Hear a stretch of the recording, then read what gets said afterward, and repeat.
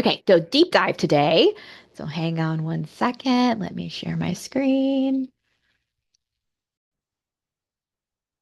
Okay, so I've split this into two separate readings, and that's because this actually goes over the selection that I chose for this particular area in the book is it splits into the third section of the novel, right? So Burning Bright is we're gonna through this reading, and I have it split into two separate sections because the analysis is going to kind of tie these two things together. And you'll see that I already have some quotes kind of laid out here, and that's because this particular section is so full of different quotes, but that is also purposeful. So, as McLuhan says, the medium is the message for this one. So, let's go ahead and dive in. Doop, doop, doop, doop. There we go. Okay, so we are picking back up. I'm on page 102 of the print version.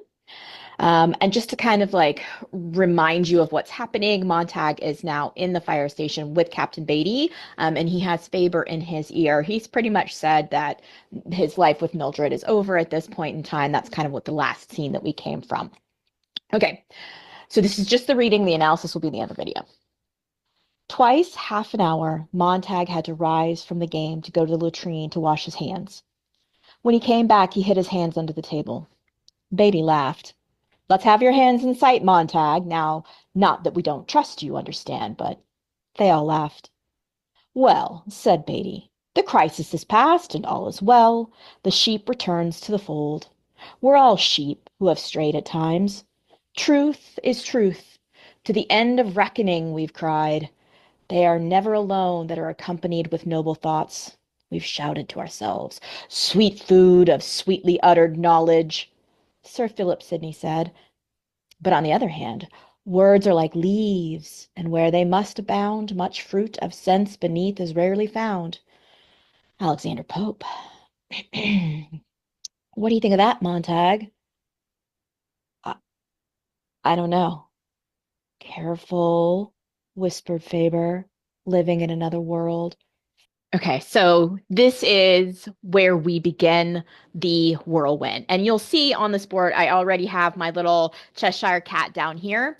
This is supposed to mimic the feeling of basically Montag is falling down the rabbit hole of language, the rabbit hole of the philosophy of language, the problem of language that some people like postmodern philosophers talk about, or the play of language, as Derrida says. And we'll get into Derrida in a minute. But basically, what you heard was this like whirlwind of language and quotes, all said by different authors, and they're all bringing forth a very similar idea. And that is that it is very difficult for us to pen down what it is when we have a moment of epiphany, right? When there is a part of our brain that says, this is a new paradigm that I am shifting my consciousness into, meaning that I understand the world in a different way, right? Developmentally, the way that I see everything now is very different than the way that I have understood this before, right? So I'm going to give you kind of a metaphor in the way that I like to understand this concept.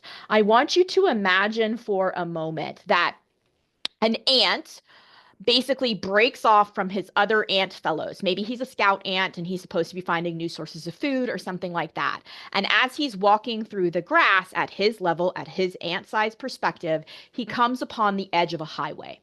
And as he's looking at this highway, his little ant brain can't quite comprehend even what he is looking at, right? Cars whoosh past and they're so large that they don't even seem real. To him, it just feels like the entire earth is shaking and everything is, clearly in front of him is like danger and like, what is this and how do I even understand it? Okay, that little ant trying to understand a highway and like even what is on a highway and even like who made the highway and like what are these giant things rushing down the highway and all of the weird crazy concepts that a little tiny ant brain, so I'm going to put my little ant brain in here and make it blue, is trying to understand about what it is like what it's witnessing is the akin to a human being trying to understand all of the knowledge that has come before them, right? The knowledge of the gods.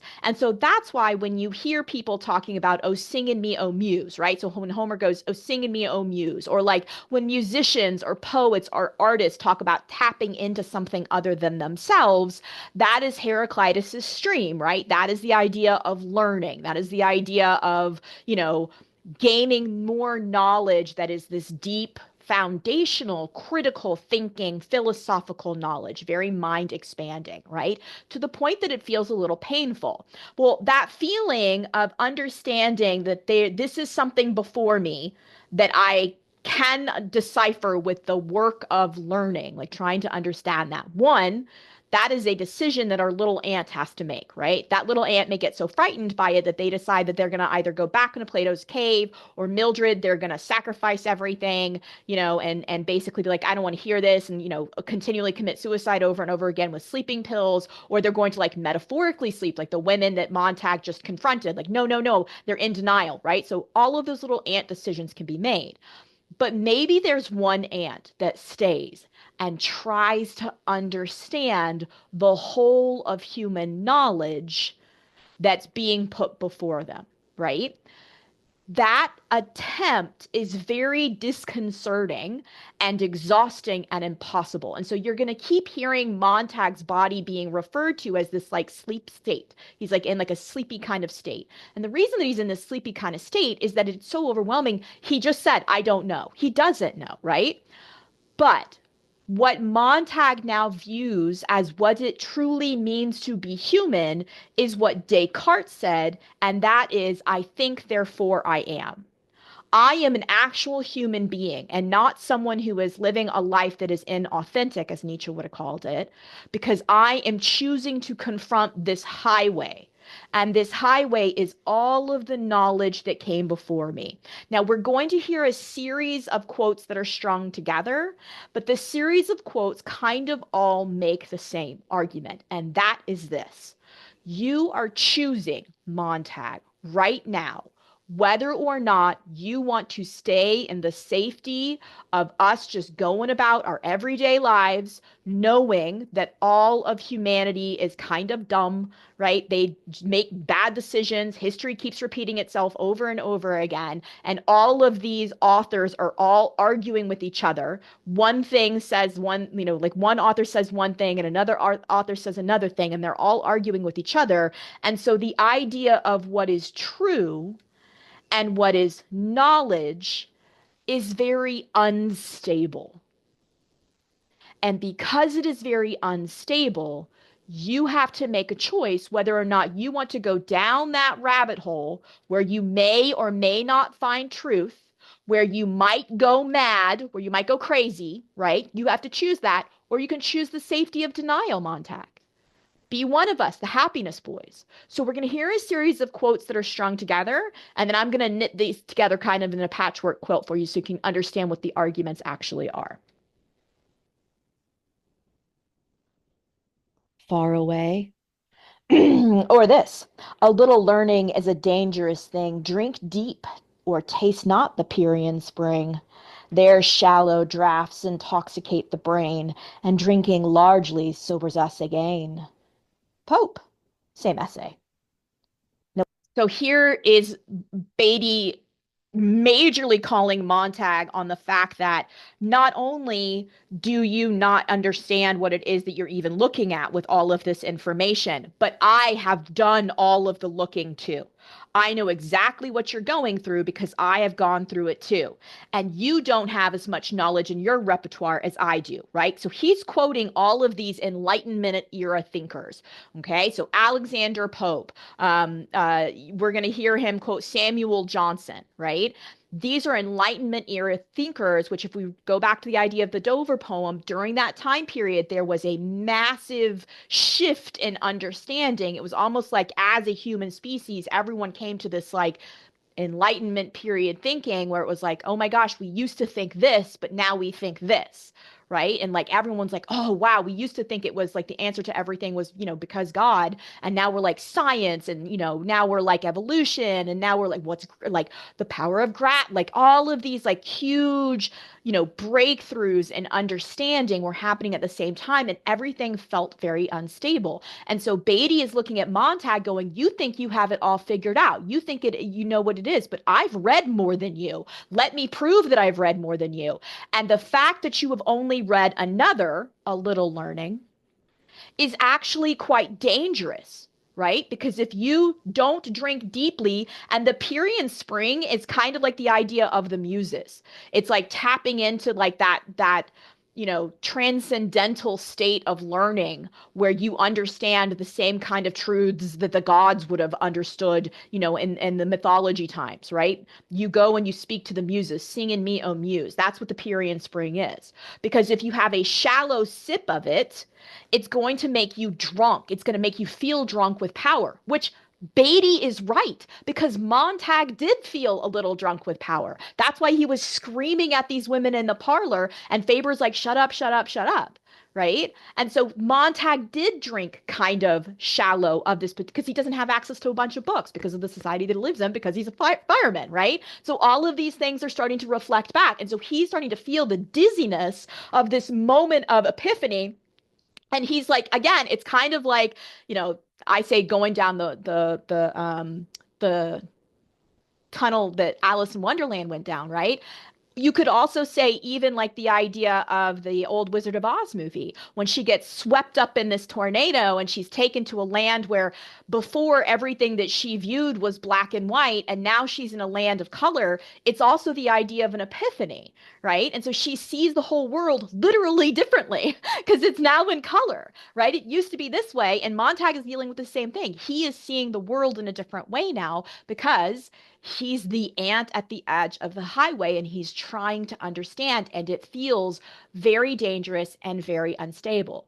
And so Beatty is saying that I have drunk deep, and I have tasted the deep depths of the muse, and I've read all of these books that you haven't read because I've been a fireman a lot longer than you. Remember, I told you Beatty is dark, dark, dark.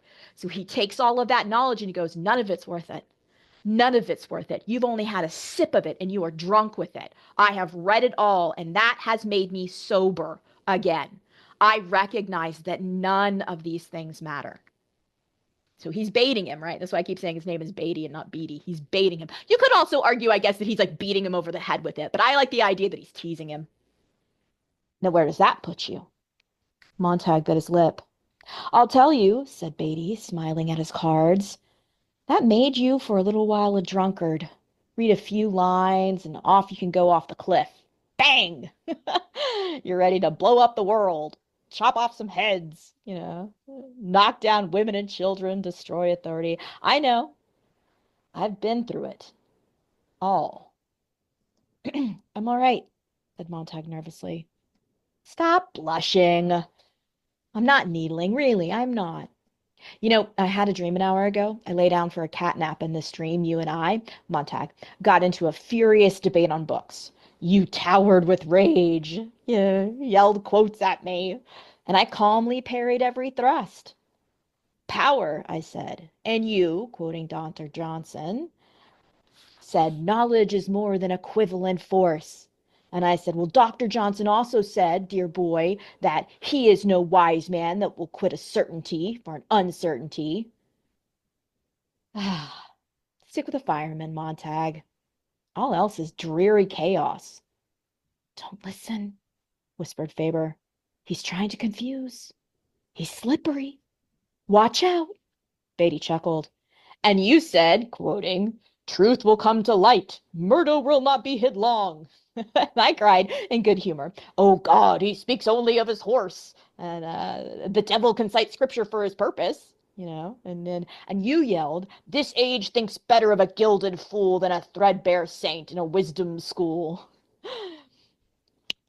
And I whispered gently, the dignity of truth is lost with much protesting. And you screamed, carcasses bleed at the sight of the murderer. Okay, so like I said, this is a bunch of different quotes, and I'm going to actually get my book out to make sure that I'm accurate with these. This is a bunch of different quotes, and they're all piled on top of each other in a very purposeful way because what he's trying to expose is not only, and I say he meaning Bradbury, is not only that language itself can be difficult and kind of slippery, but also that the structures of power that we have created around language are also kind of problematic, right? And so let's say, for example, we're talking about he says in that particular part, the devil can cite scripture for his purpose, right? One of the old criticisms of the Bible and people who are very knowledgeable in the Bible is that there is so much in those Bibles that you can go through and like pick out certain pieces, and those pieces seem to argue with each other. Like one part of scripture says this, but then another part of scripture says that, right? And if you're interested in that at all, I strongly recommend that you read the Poisonwood Bible by Barbara Kingsolver, because I cannot do the justice that Brother Fowles does. He explains this beautifully. So if you ever get the chance, big plug for that one. But basically, it's the idea of not only are these problems within the Bibles themselves, but also the interpretations of the Bibles themselves, right? So each one of the, versions of a Bible that has come out, the language has been altered just slightly so that we understand it just a little bit differently. And then that's just one structure.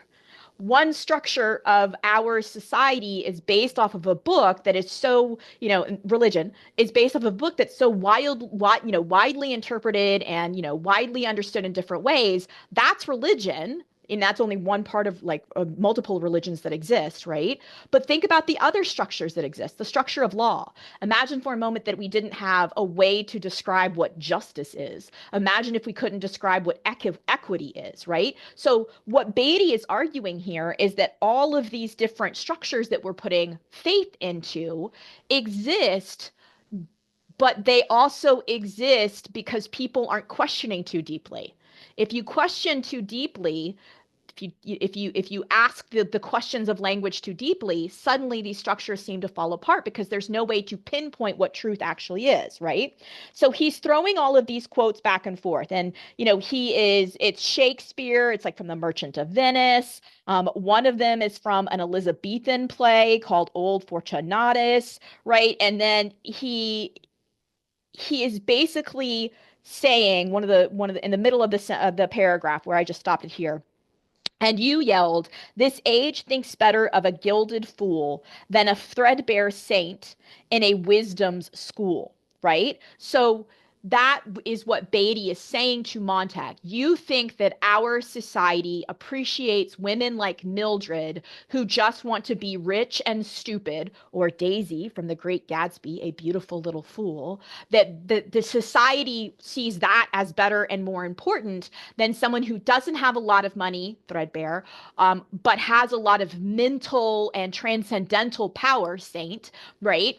And that's what you think, is that the person themselves isn't valued for how smart they are, right? And then I whispered gently, Beatty replies, "The dignity of truth is lost with much protesting.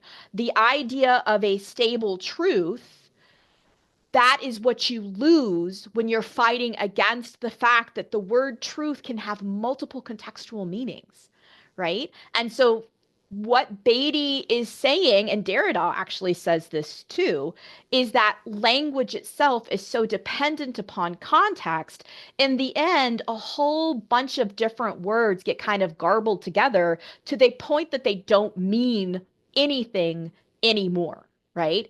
And if that's true, then why are you defending them? Why are you defending the ideas that exist in books if they all argue with one another? It's kind of the same thing that he said to the old lady in the attic, right? All of these people in these books are all arguing back and forth with each other.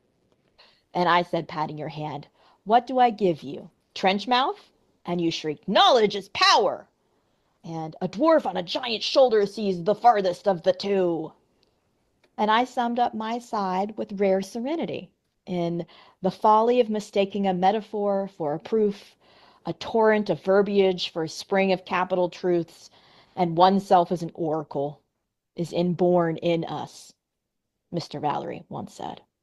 Woo! So Valery is not an Enlightenment era philosopher. He was a poet. He was a philosopher during more of the modern era, but that is also an era of massive enlightenment in which people were having to choose whether or not to confront, let's talk about what we're supposed to do about what is ethically right and wrong. Let's talk about how it feels when it feels like the world is about to go into, another world war. And now that we've gone through another world war, one of the most frightening ethical things that has ever happened in the history of mankind, right? This terrible thing that happened. How do we confront morality? How do we confront like what it means to be a human in society? So like another massive era of enlightenment was happening during Valery's time. And Valery basically says that, like, if you are using a metaphor for proof, you're arguing something that is so easily interpreted that you might misinterpret it, right? You might think yourself an oracle, and an oracle would be someone who spoke to a muse, right? You might consider yourself to be an oracle, but that could be wrong. What if your interpretation of what was written down as the metaphor is wrong? What if you aren't as smart as you think you are? You, Montag, this is Beatty's argument kind of seeping through. You are basing your entire decision on how you're going to live your life next, whether or not you are going to go along with this idea of uncertainty. Are you going to quit a certainty? What is the certainty? The certainty is that there is no certainty, that we think we have it figured out, but we're all just a bunch of ants that are, oops, didn't need to do that. We're all a bunch of ants that are standing at the edge of a highway trying to understand what it is to be a human being, like what it means to be a human on this rock hurtling through space. And what if we don't understand it? And if that's true, then why are we trying to? Just live your life. Like, just live your life and be the happiness boys and stop thinking so much, right? Right. So if you're quitting a certainty, which is that we don't know that anything is true, right? Then why not go towards a certainty? And that is that it doesn't really matter.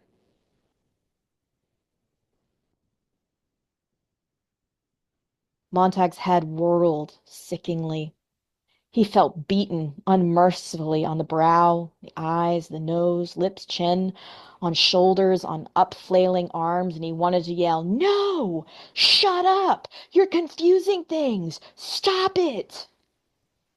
Beatty's graceful fingers thrust out to seize his wrist. God, what a pulse I've got going. Have I, Montag? Jesus. God, your pulse sounds like the day after the war. Everything but sirens and bells. Shall I talk some more? I kind of like your look of panic. Swahili, Indian, English lit. I speak them all. A kind of excellent dumb discourse. Willie, Montag, hold on. The moth brushed Montag's ear. He's muddying the waters. Ah, you were scared, silly, said Beatty. I was only doing a terrible thing in using the very books you clung to rebut you on every hand, on every point. What traitors books can be. You think they're backing you up and then they turn on you. And others can use them too. And there you are, lost in the middle of the moor, in a great welter of nouns and verbs and adjectives. And at the very end of my dream, along I came with a salamander and said, "Going my way?" And you got in. And we drove back to the firehouse in beatific silence, all dwindled away to peace. Beatty let Montag's wrist go, let the hand slump limply on the table. All's well that is well in the end. Silence. And Montag sat like a carved white stone. The echo of the final hammer on his skull died slowly away into the black cavern where Faber waited for the echoes to subside. And then, when the startled dust had settled down about Montag's mind, Faber began softly. "All right, he's had his say. You must take it in. I'll say my say too in the next few hours, and you'll take it in. And you'll try to judge them and make your decision as to which way to jump or fall. But I want it to be your decision, not mine, and not the captain's. But remember that the captain belongs to the most dangerous enemy to truth and freedom, the solid, unmoving cattle of the majority. And God, the terrible tyranny of the majority. We all have our harps to play, and it's up to you to know now which ear you'll listen with.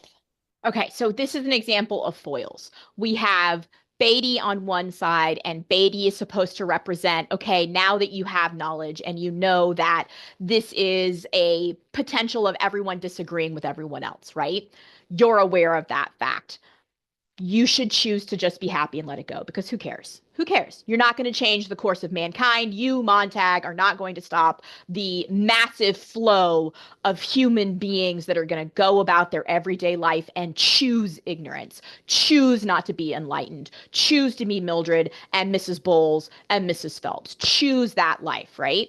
And this particular argument, although it seems like it's really like off base, like why would anyone choose that? Remember, there is an adage that says that ignorance is bliss, right? In fact, Plato even talks about the idea of the ship of fools. And Plato actually argues that if you allow the everyone in society to dictate what direction society goes in, then you're essentially allowing a captain of a ship to be a fool over a bunch of other fools because people aren't going to agree with each other what direction society should be, right? They constantly kind of like learn new ways that we have messed up in the past. Okay, so that's Beatty's argument. Faber's argument, which he is going to make in a future, so I'm not going to mess it up too much for you, but basically is that yes, that is true, but you also have to appreciate the fact that there are people who want to preserve the hope that even though it's difficult and the majority of mankind don't want to, enlightenment coming out of the cave of ignorance is a necessary and important thing for society to do, and we should still have faith that mankind should do it, right? Hope is the thing with feathers. And so he is telling Montag that Beatty's nihilism, the fact that Beatty has read all of these things and knows all of these things, that it is not an act of Beatty being right. It is an act of Beatty being kind of the opposite of Faber. Do you choose Beatty's nihilism and lack of hope and faith in mankind? Or do you choose Faber's hope that there is a way for at least Montag to get out of this and maybe they can save a few people out of the society that seems to be teetering on the edge of destruction, right? So there you have to choose which ear are you going to come from. And we hear it, the foiling that furthers this in a minute is that Faber says you're going to have to choose which direction to either jump or fall. And in a second you're going to hear Beatty say, hey, jump forward and grab the pole of the fireman, right? So we're about to hear a perfect foiling because Faber says you're going to have to figure out which way you're going to jump, which direction are you going to jump off of this cliff. You're going to come with me, you're going to go with him, and you're about to hear Beatty say, grab the pole because he's jumping. So there's like a beautiful aspect of like metaphor and then literal response to that metaphor. Montag opened his mouth to answer Faber, but was well saved this error in the presence of others when the station bell rang. The alarm voice in the ceiling chanted. There was a tacking sound as the alarm report telephone typed out the address across the room. Captain Beatty, his poker cards in one pink hand, walked with exaggerated slowness to the phone and ripped out the address where the report was finished. He glanced perfunctorily at it and shoved it in his pocket. He came back and sat down. The others looked at him. It can wait exactly 40 seconds while I take all the money away from you, said Beatty happily. Montag put his cards down. Tired, Montag? Going out of this game? Yes. Oh, hold on. Well, you know what? Come to think of it, we can finish this hand later. Just give me your cards face down and hustle the equipment. On the double now. And Beatty rose up again. Montag, you don't look so well. I'd hate to think you were coming down with another fever. I'll be all right. You'll be fine. This is a special case. Come on, jump for it. They leaped into the air and clutched the brass pole as if it were the last vantage point above a tidal wave passing below, and then the brass pole, to their dismay, slid them down into the darkness, into the blast and cough and suction of the gaseous dragon roaring to life. Hey! They rounded a corner in thunder and siren, when concussion of tires, with scream of rubber, with a shift of kerosene bulk and the glittery brass tank, like the food in the stomach of a giant, with Montag's fingers jolting over the silver rail, swinging into cold space, with the wind tearing his hair back from his head, with the wind whistling in his teeth, and him all the while thinking of the women, the chaff women in the parlor tonight, with the kernels blown away from under them by a neon wind, and his silly damned reading of a book to them. How like trying to put out fires with water pistols. How senseless and insane. One rage turned in for another, one anger displacing another. When would he stop being entirely mad and be quiet? Be very quiet indeed. Here we go. Montag looked up. Beatty never drove, but he was driving tonight, slamming the Salamander around corners, leaning forward high on the driver's throne, his massive black slicker flapping out behind so he seemed a great black bat flying above the engine, over the brass numbers, taking the full wind. Here we go to keep the world happy, Montag. Beatty's pink phosphorescent cheeks glimmered in the high darkness, and he was smiling furiously. Ah, here we are. The Salamander boomed to a halt, throwing men off in slips and clumsy hops. Montag stood fixing his raw eyes to the cold, bright rail under his clenched fingers. Ah, I, I can't do it, he thought. How can I go at this new assignment? How can I go on burning things? I can't go in this place. Beatty, smelling of the wind through which he had rushed, was at Montag's elbow. All right, Montag. The men ran like cripples in their clumsy boots as quietly as spiders, and at last Montag raised his eyes and turned. Beatty was watching his face. Something the matter, Montag? Why, said Montag slowly, we've stopped in front of my house. All right, so that's the end of part 2. Okay, so before we go any further, so a few different things have happened here. Like I said, there was a beautiful foil, and we had the metaphor become literal for a moment. Okay, so Beatty is beating Montag or baiting Montag, whichever interpretation you want to go with. He's baiting and he's beating Montag with the idea of language itself. All of these authors are disagreeing with each other. I'm just going to pull the devil can quote scripture, right? And that's because not only are there different versions of different interpretations of texts that become major structures in our society, but there are also the fact that different philosophers argue with each other. And if you've ever talked to a philosophy major, they will tell you that like all of philosophy is, or sociology, or whatever ology you want to take a look at, is people going, oh, that's the answer. Oh, good, we've made it out of the cave of ignorance. Fantastic. Here we are, and we're in the land of enlightenment. And then something happens, and they're like, oh, well, we thought we knew what it was, but now we actually aren't so sure. And so now we have to go through this other series of exploration and understand it in a different way. And it is kind of like a pendulum swinging back and forth, right? We think that we know something, and then we learn something new, and that disproves the previous thing.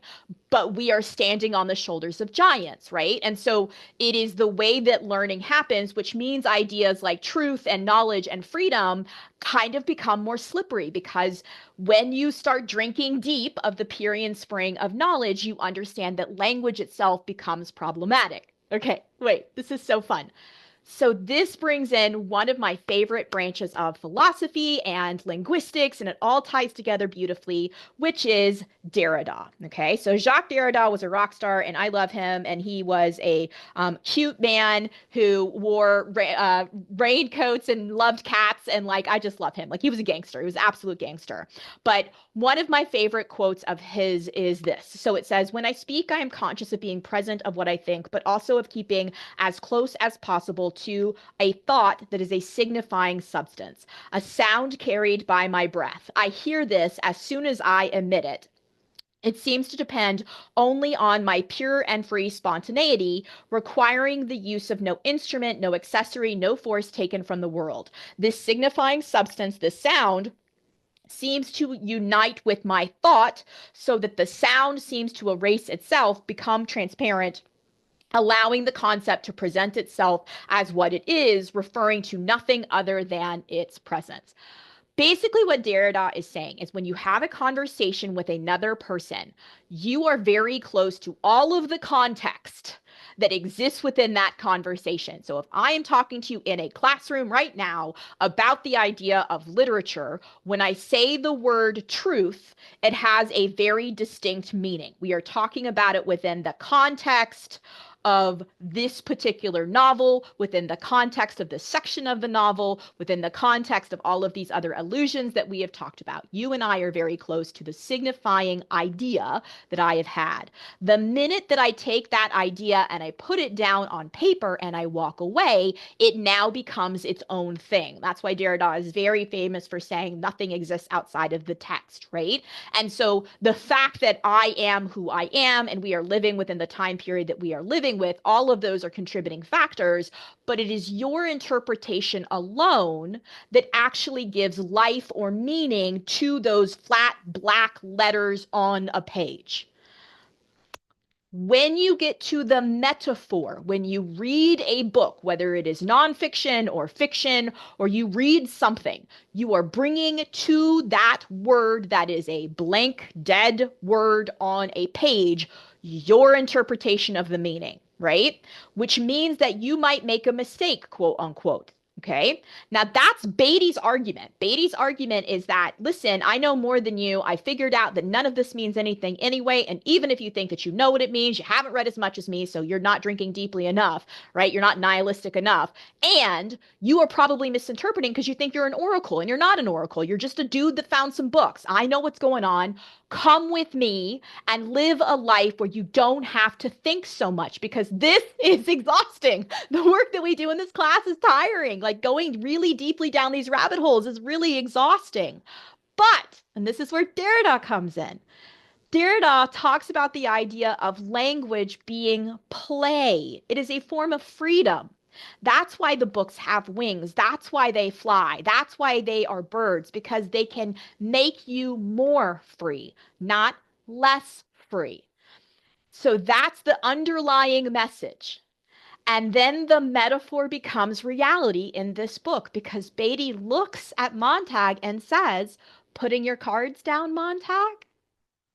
Okay, because Montag doesn't want to play this game anymore because it's a game of Beatty having this conversation. Stoneman and Black are there, but they have no idea what's going on, right? They're very Mildred.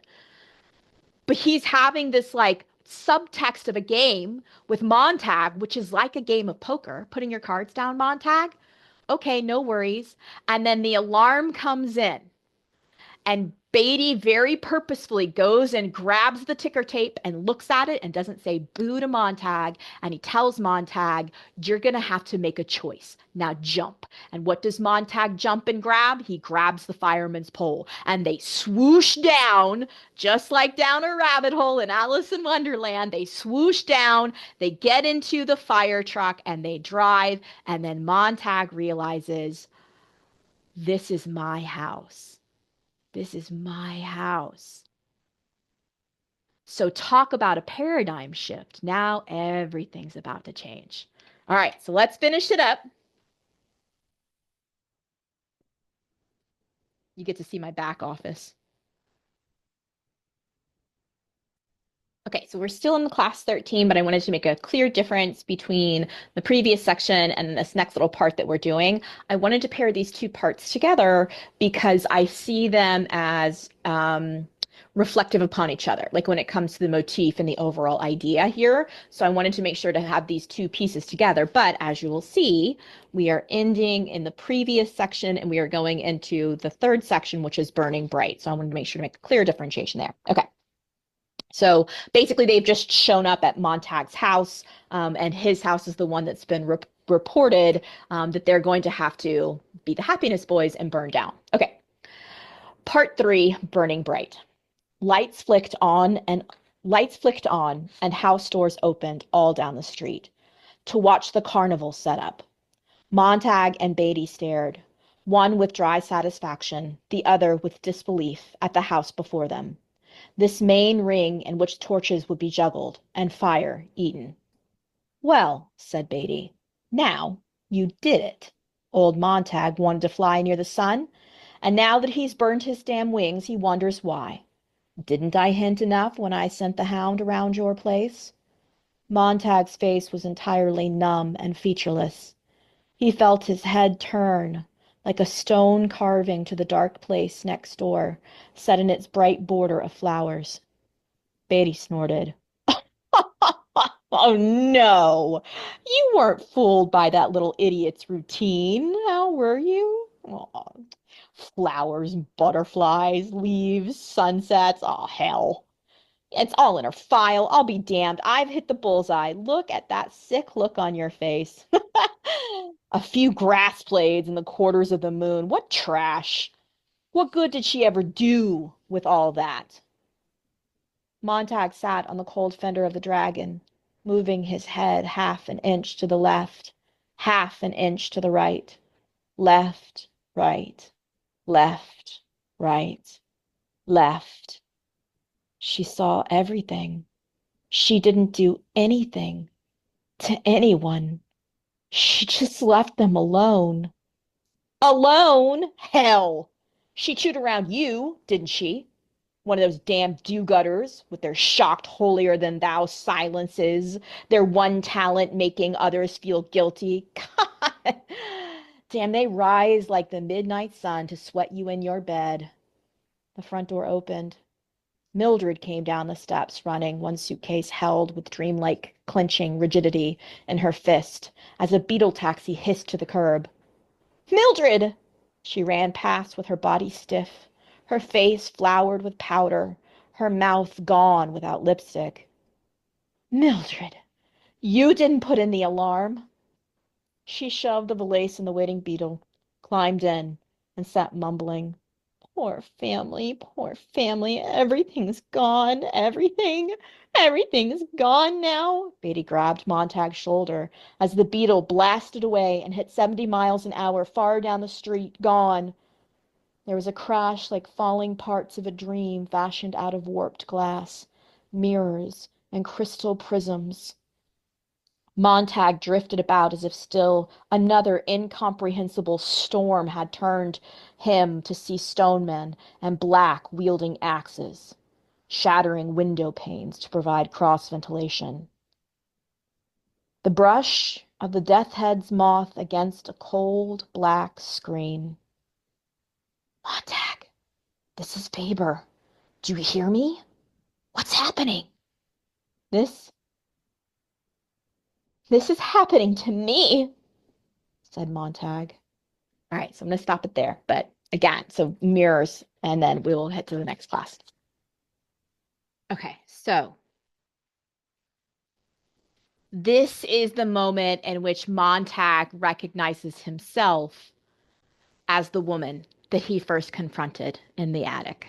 Right. Remember, I told you guys that was the beginning of the call to action, the call to adventure. If we're looking at Joseph Campbell's hero's journey, it is when she has that this is happening to me moment, and Montag witnesses it, and she decides that she's going to die with the books. And Montag could too. But what is he going to do instead? So this is a choice that he is making now.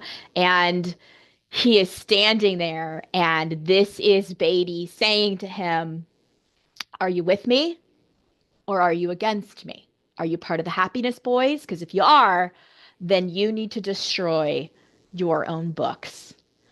And the fact that the glass is being shattered by Stoneman and Black and it's being described as mirrors, this is a mirror reflection of what Montag has created, this house. And so they're breaking all of these mirror reflections, and he's going to have to choose. This is his Alice in Wonderland moment. Is he going to go through the looking glass? Is he going to see this through with Faber? Or is he going to stay in the land of, Plato's allegory of the cave? What is his action? And Beatty very specifically says to Montag in such a pointed, emotionally abusive way, what, Clarice? You think that she, with all of her knowledge of butterflies and the transient nature of nature, you think that she was something? She wasn't anything. What did she do with all of that knowledge? She didn't do anything. And it almost sounds like he is baiting Montag. She had a bunch of knowledge and she didn't do anything with it. And so we got rid of her. What are you going to do with the knowledge, Montag? So it's just him poking and poking and poking and poking and poking, right? This is Montag's choice. And that's why I wanted to make sure that we extended this class into this part, because this is an extension of the card game. Montag put his cards down, but Beatty's not done. Beatty's still baiting him or beating him, right? So he's basically saying to Montag, you got a choice to make. And if you're interested at all and you want to extend this whole concept of learning, the movie The Matrix, which get your parents' permission, obviously, but the movie The Matrix also brings in this idea of choice.